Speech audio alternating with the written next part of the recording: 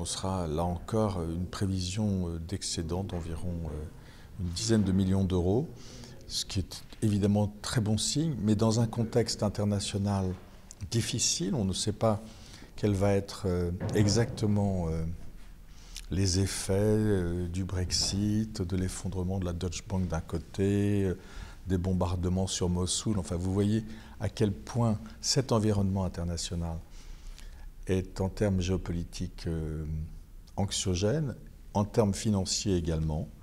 Il est très très difficile de savoir ou d'anticiper les 3, 4, 5 prochaines années.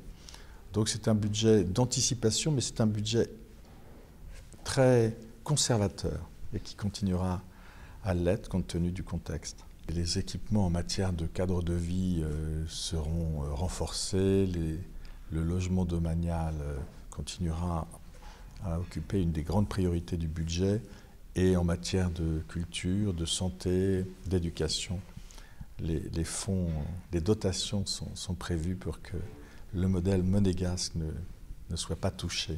Vous êtes penché sur la question des retraites de la fonction publique. Le modèle est assez solide, il n'y a aucune inquiétude à se faire, nos budgets sont excédentaires. Mais la réalité des chiffres fait que le gouvernement, avec l'accord du souverain, a décidé de se poser la question du déséquilibre entre les recettes liées aux cotisations, qui représentent à peu près 5 millions du budget, et les dépenses liées au paiement des retraites, qui représentent à peu près 70 millions d'euros. Donc vous avez d'un côté 5 millions, de l'autre côté 70 millions. La pyramide des âges, l'allongement de la durée de vie, un certain nombre de mesures incitatives s'agissant des départs anticipés à la retraite, font que ce déséquilibre sera multiplié par 2 dans 10 ans.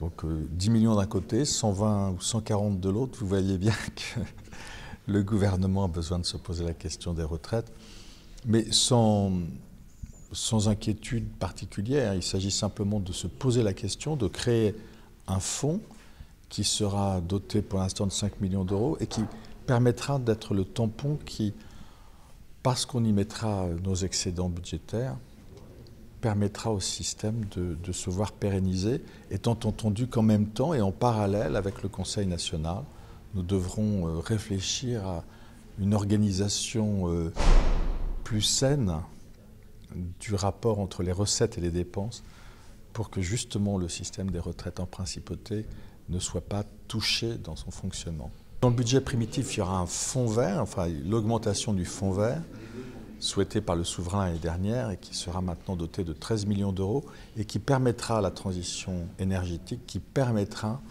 à la principauté, notamment par la rénovation des chaudières, par la rénovation de l'usine de valorisation des déchets, de tenir nos engagements internationaux en matière d'émissions de gaz à effet de serre.